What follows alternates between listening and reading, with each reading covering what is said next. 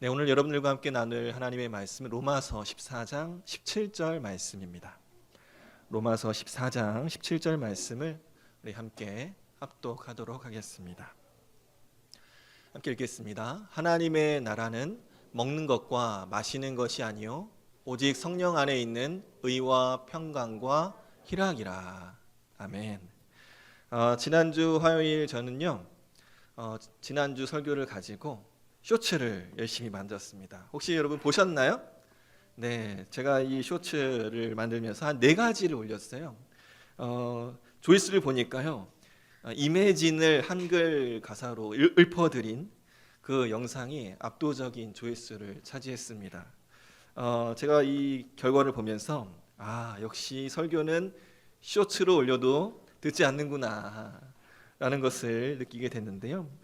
하지만 우리 청년들의 신앙 성숙과 성장을 위해서 계속해서 한번 저의 그 사역 시간을 좀 쪼개서 만들어 보려고 합니다.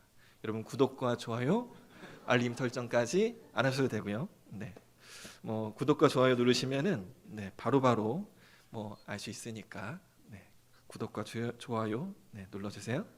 네, 저는 이번 쇼츠를 만들면서요 처음 만들어봤어요.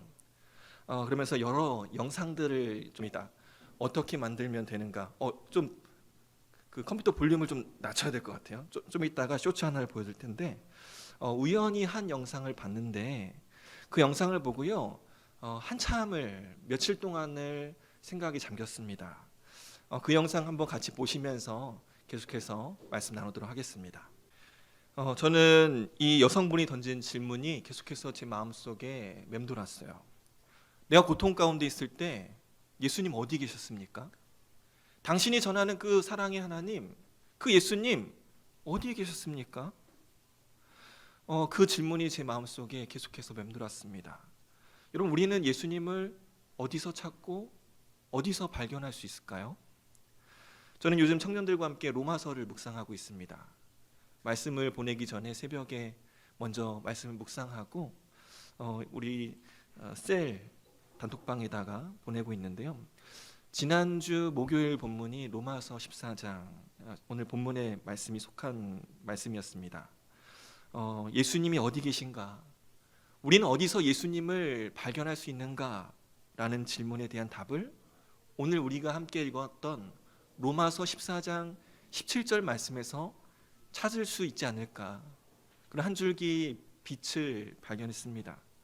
먼저 간단하게 오늘 본문의 배경을 조금 설명해 드리려고 해요.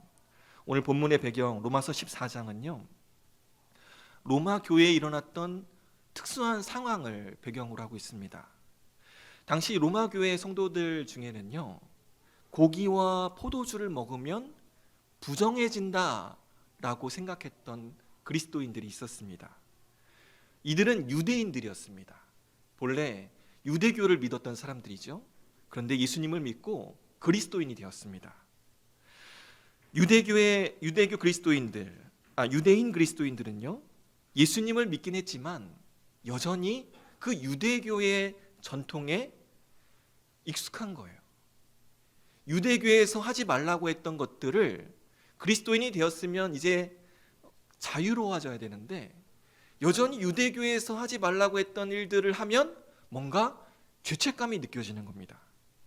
그 중에 하나가요 우상에게 바쳐진 고기나 또는 우상을 섬기기 위해 축제를 벌일 때 그때 만들어진 포도주를 마시는 것, 그것을 먹으면 부정해진다라는 생각을 갖고 있었습니다.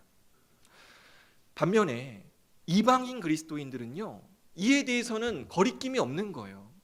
예수님이 다 거룩하게 해주셨는데 우상에게 바친 고기 왜 먹지 말라고 그래?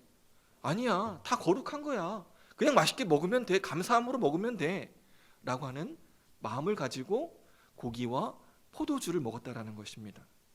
로마 교회에서는요 이 이방인 그리스도인들의 비율이 유대인 그리스도인들보다 훨씬 높았습니다. 그래서요 다수의 이방인 그리스도인들은 소수의 유대인 그리스도인들을 업신여기고 그들을 믿음이 연약한 자다라고 비난하고 비판했던 것이죠. 이에 바울 사도는요 믿음이 약한 유대인 그리스도인들을 정죄하지 말라.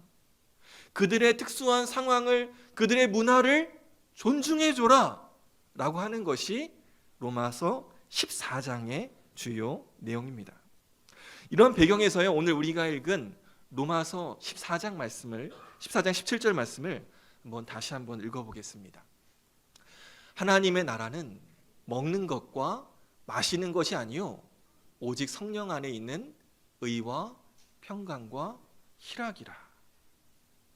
하나님의 나라는요, 먹고 마시는 것이 아니다라는 것입니다. 이를 풀어서 말하면 고기를 먹느냐 포도주를 먹느냐, 그것을 먹느냐 먹지 않느냐, 그걸로 내가 하나님의 다스림을 받고 있다, 그렇게 생각해서는 안 된다라는 것이죠.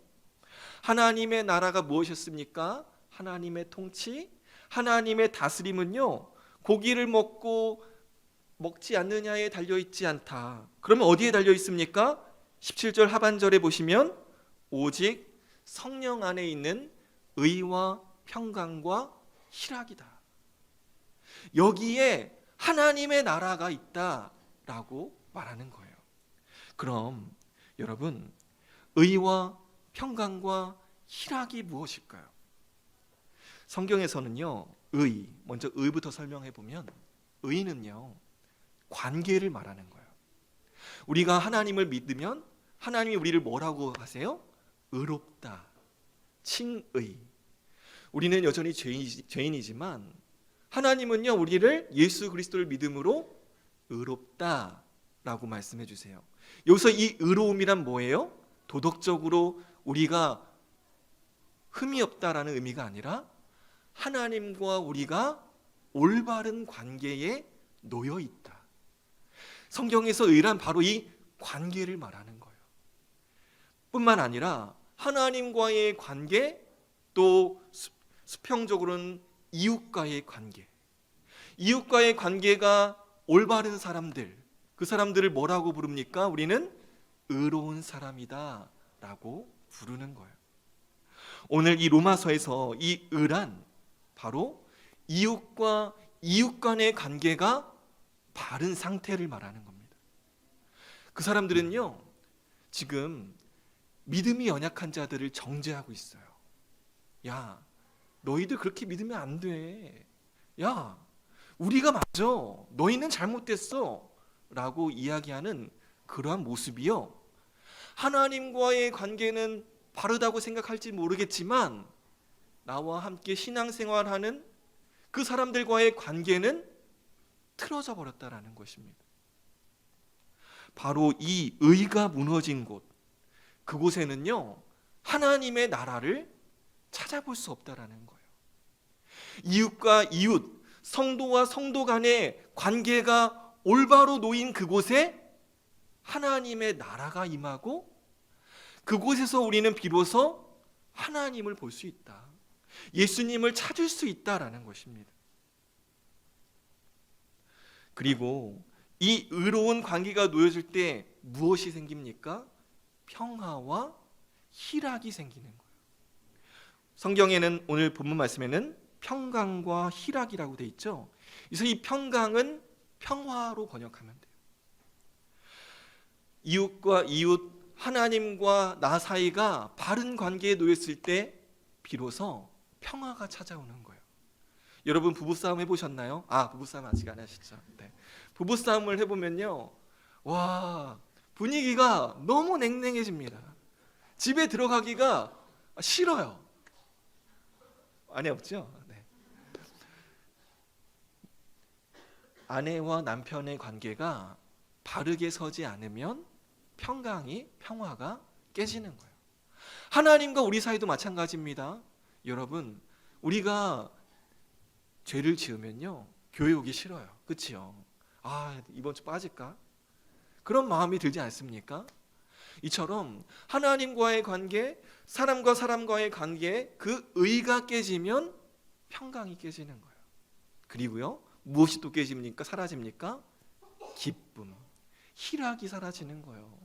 나의 사랑하는 아내가 이렇게 너무나도 보고 싶었는데 싸우면 보기 싫어지는, 의를 통해서 평강과 희락이 생겨나는 것이다.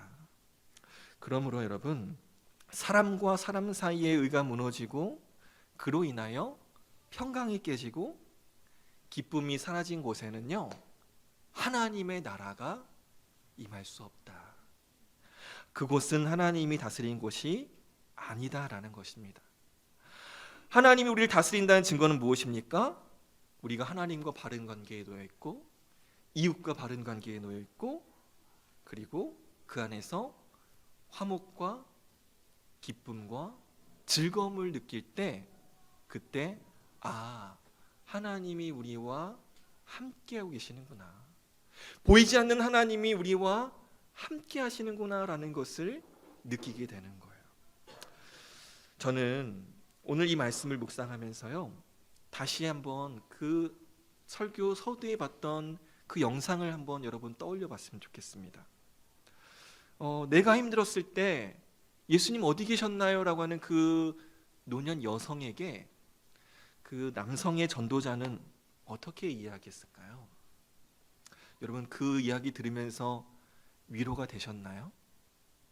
저는 그 말 보면서요, 너무 티 같다. 그쵸?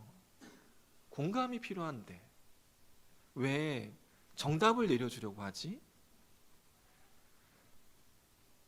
좀 공감해주면 안 될까? 먼저 공감해주고 나중에 설명해주면 되지 않을까? 라는 생각을 하게 됐습니다.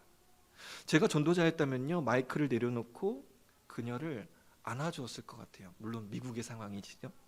네, 우리나라 상황이었으면 손을 잡아줬을 것 같아요. 그동안 얼마나 힘드셨어요? 당신의 고통을 내가 다 이해할 수 없지만 당신을 위해서, 그리고 당신을 아프게 한 그 사람들을 위해서 제가 공의 하나님께 기도할게요. 그들에게 하나님의 공의로운 심판이 임하기를 함께 기도할게요. 그렇게 이야기했다면 그 여성분의 마음이 조금은 위로가 되고 조금 마음이 누그러지지 않았을까요? 예수님은 어디 계십니까? 라고 하는 그 질문에 그 남성분은 예수님을 보지 못하도록 막은 것이 아닐까라고 하는 안타까운 마음이 들었습니다. 나와 더불어 살아가는 사람들과 바른 관계에 있을 때, 그로 인하여 행복과 위로와 평안이 우리 안에 느껴질 때, 그때 우리는요, 보이지 않는 하나님을 보게 되는 것입니다. 바로 그곳에 예수님께서 계신 거예요. 저와 여러분이 삶 속에서 날마다 그 예수님을 발견할 수 있었으면 좋겠습니다. 어떻게요? 하나님과 바른 관계 가운데 나와 더불어 살아가고 있는 사람들과 올바른 관계를 맺는 겁니다. 그 가운데에 때로는 위로해주고, 때로는 웃음을 주고, 때로는 안아주고, 때로는 기도해주고, 이런 따뜻한 모습, 그런 모습을 통해서 우리가 올바른 관계를 맺어갈 때 그 안에서 우리와 함께 하시는 하나님을 발견하게 되는 것입니다. 저와 여러분이 우리 삶 속에서 그 예수님을 발견하고 그 예수님과 함께 친밀한 교제를 누리며 살아가게 되기를 우리 주님의 이름으로 간절히 축원합니다.